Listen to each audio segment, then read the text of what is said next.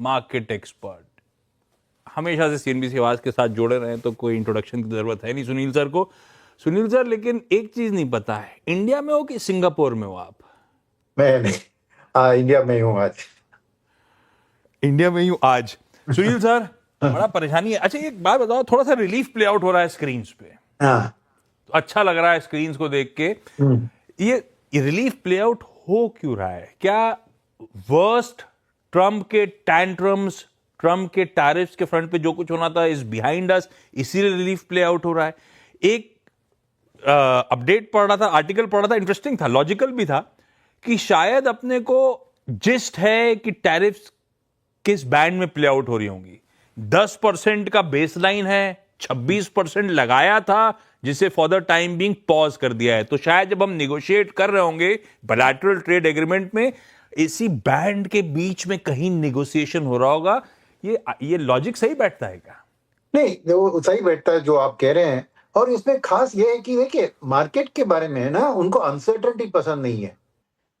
Bad news हो तो वो सर्टेनिटी, बैड न्यूज कितना बैड, कितना खराब, किसके लिए खराब, अगर ये क्लैरिटी मिलती है तो मार्केट अपने आप को एडजस्ट कर लेती है। तो पहली चीज है कि ये पॉज ही एक क्लैरिटी की चीज, यानी कि ट्रम्प भी कुछ और वॉइसेस को सुनते हैं, खाली चाहे वो बॉन्ड मार्केट की वॉइस सुने, चाहे वो दूसरे देश के काउंटर अटैक की वॉइस सुने, जो भी है। तो एक चीज जो सामने आई है कि ट्रम्प जो भी उन्होंने कहा उसी को इंप्लीमेंट नहीं करने वाले हैं। कुछ ना कुछ राहत होगा, अभी पॉज के जरिए होगा, कल इंडिविजुअल डील्स हर देश के साथ नेगोशिएट करके होगा। वो एक बात, ओवरऑल एक एफआईआई के मन में ये एक क्लैरिटी आ रही है कि अभी वर्स्ट इज बिहाइंड अस, यानी जो भी उन्होंने लगाया था उससे अभी कुछ भी चीज हर देश के साथ, चीन को छोड़ दीजिए, चीन की अलग बात है। तो वो एक क्लैरिटी उनको ओवरऑल एक मिल गई है, वो एक क्लैरिटी की उतनी अनसर्टेनिटी कम हुई है, नंबर वन। पर नंबर टू बात यह है कि इंडिया के बारे में आप कहें तो कुछ भी नेगेटिव न्यूज इंडिया के बारे में नहीं आया है। मानते हैं कि पहले ट्रम्प जी ने कहा कि India is the highest tariff nation, ये वो, मगर वो सब खाली बातों में रह गई। उस दिन से आज तक आप देखें तो बातचीत चल रही है, नेगोशिएशन चल रही है एक बीटीए के तौर पर। तो वो इंडिया के लिए एक बहुत अच्छी खबर है। सुनील सर डिस्कनेक्ट हो गए, मैं इसी का फॉलो अप लेकर आऊंगा। बिल्कुल सही कह रहे हैं वैसे सर, जब सर्टेनिटी आ जाती है तब ठीक है। और सर्टेनिटी इस बात ये है कि worst is behind us, at least India के पर्सपेक्टिव में, या बाकी ज्योग्राफीज के लिए, एक्स ऑफ चाइना। चाइना से साथ टसल चल रहा है, और ये असल टसल तो यूएस और चाइना का ही है, जिसके जहां से में हम सब के सब आ गए, वो बात अलग है। तो वर्स्ट बिहाइंड है, सर्टेनिटी के साथ ये कहा जा सकता है, इसीलिए शायद रिलीफ रैली प्ले आउट होती हुई नजर आ रही है।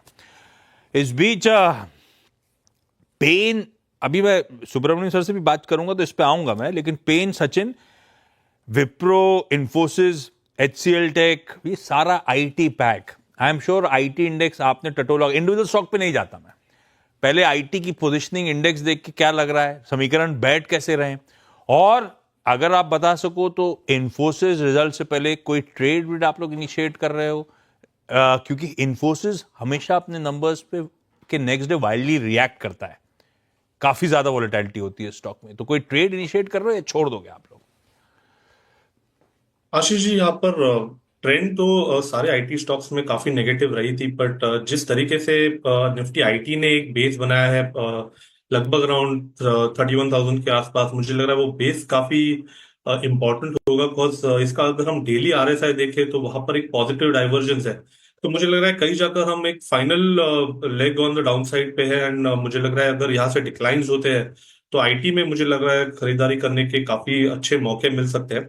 इन्फोसिस का आज का ही डेटा अगर हम देखें तो मुझे लग रहा है काफी कॉन्फिडेंस है 1400 के आसपास पे हर्डल में, एंड नीचे सपोर्ट लगभग अराउंड 1350 के आसपास वेल पोजीशनड है। तो मुझे लग रहा है यहाँ पर किसी की अगर एग्जिस्टिंग शॉर्ट पोजीशन है तो ही उसे रिटेन करे 1405 के स्टॉप लॉस के साथ।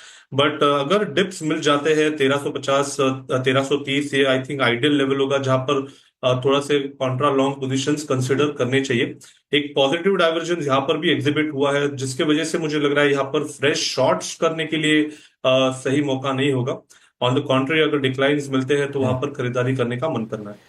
सुनील सर, आपकी बात से आकलन ये था कि सर्टेनिटी आ गई कि worst is behind us, at least India के पर्सपेक्टिव में, और Correct. इसीलिए मार्केट्स में एक रिलीफ है। नहीं, खाली दूसरा worst- फिर सवाल, इंडिया मार्केट्स के मूल्यांकन कैसे, क्या अभी भी वो कहना चाहिए ना एक्सपेंसिव दिखते हैं, या अब हमारे वैल्यूएशंस रीजनेबल है? देखिए, मैं रीजनेबल की टेरिटरी में लार्ज कैप को कहूंगा, मिड एंड स्मॉल कैप को अभी भी थोड़ी रीजनेबल से आगे हैं, क्योंकि उम्मीदें हैं कि मिड एंड स्मॉल कैप की अर्निंग्स बेहतर आएगी।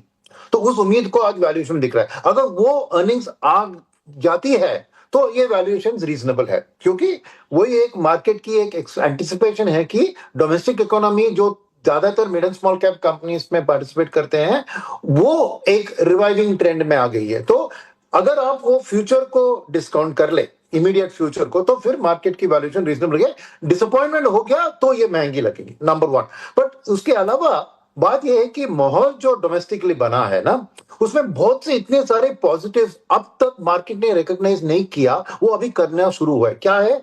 ये है बजट की 1 लाख करोड़ की टैक्स गिव अवे, फिर आरबीआई की जो रेट कट और चेंज इन पॉलिसी स्टांस, अब ये मॉनसून की अच्छी आने की इनिशियल खबरें, राइट? तो ये सब चीज जो आए हैं, तो पूरा उसका इफेक्ट मार्केट में, बिकॉज ये अनसर्टेनिटी, ट्रम्प की टैरिफ की अनसर्टेनिटी के कारण ये चीजों को इंप्लीमेंट। अब देखिए, खबर ये भी है कि ट्रांसमिशन भी शुरू हो गया, क्योंकि बैंक्स ने अपना डिपॉजिट रेट्स भी कटवाना शुरू किया, लेंडिंग रेट्स भी कटवा रहे।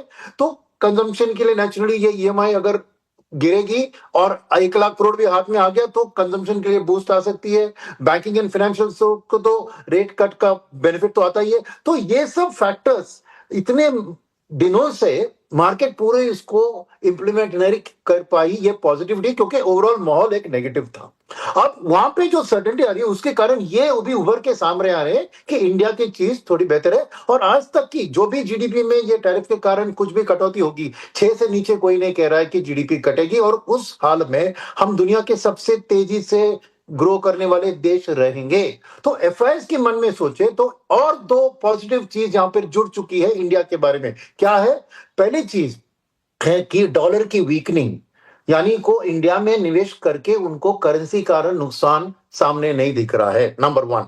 नंबर 2, अगर कुछ भी रिसेशन का माहौल यूएस में थोड़ी थोड़ी बढ़ती है, तो आज नहीं तो कल एक रेट कट का माहौल आएगा, तो वो भी एक इमर्जिंग मार्केट में निवेश करने के लिए जो हेज फंड्स उधर बोरो करके यहाँ निवेश करते हैं, उनके लिए एक बेहतर आउटलुक दिख रही है। और फाइनली, ये सब रिसेशन और ग्लोबल ट्रेड वॉर के कारण जो तेल की दाम में कटौती हुई है, 65 के करीब गिर गई है, $10 पर बैरल गिरा है, उसका बेनिफिट इंडियन इकोनॉमी में ना ही आपको पेट्रोल की कॉस्ट में आ सकती है, आपको सब इनपुट्स जो इंडस्ट्रीज, पेंट इंडस्ट्री लीजिए, ऑटो इंडस्ट्री लीजिए, जो भी इस्तेमाल करते हैं तेल का एज एन इनपुट, उनके लिए बेहतर होगा। तो सबकी एक अर्निंग्स में पॉजिटिविटी इन्फ्लुएंस आएगी, और एफआईएस का भी आउटलुक इसके कारण धीरे धीरे बदलेगा। तो और फाइनली, डोमेस्टिक फंड मैनेजर के पास भरपूर कैश है। अभी मैं देख रहा था कि खाली म्यूचुअल फंड के पास 2 लाख करोड़ का कैश है। वो इंतजार कर रहे हैं अर्निंग सीजन के, और अर्निंग सीजन में 3 बात आपको देखेंगे ना। एक है क्वार्टरली अर्निंग्स का वर्सेस कंसेंसस, दूसरी है यही क्वार्टरली अर्निंग्स सीक्वेंशियली क्या बढ़ रहे हैं, यानी इकोनॉमी इंप्रूविंग ट्रेंड में है। मगर तीसरी चीज क्या है कि उनकी गाइडेंस क्या दिख रही है साल के लिए, उसके बेसिस पे एलोकेशन करेंगे। तो ये जैसे ही आपको अर्निंग सीजन अगले महीने 1.5 महीने में ओपन आउट होगा, सब डिटेल्स आएंगे, तो definitely cash, domestic fund managers का कैश भी आके स्पेसिफिक स्टॉक्स एंड सेक्टर्स को खरीदेगा। तो सर, बहुत बहुत शुक्रिया। अभी आपसे शायद बातचीत और होती, लेकिन आज समय का थोड़ा सा कमी है। बहुत बहुत शुक्रिया सर, और आपका ये एक्सटेंडेड वीकेंड अच्छा रहे, लॉन्ग वीकेंड अच्छा रहे, इसकी शुभकामनाएं, अग्रिम शुभकामनाएं आपको। राहुल शर्मा हमारे साथ जीएम फाइनेंशियल से जुड़ चुके हैं, head of date and head of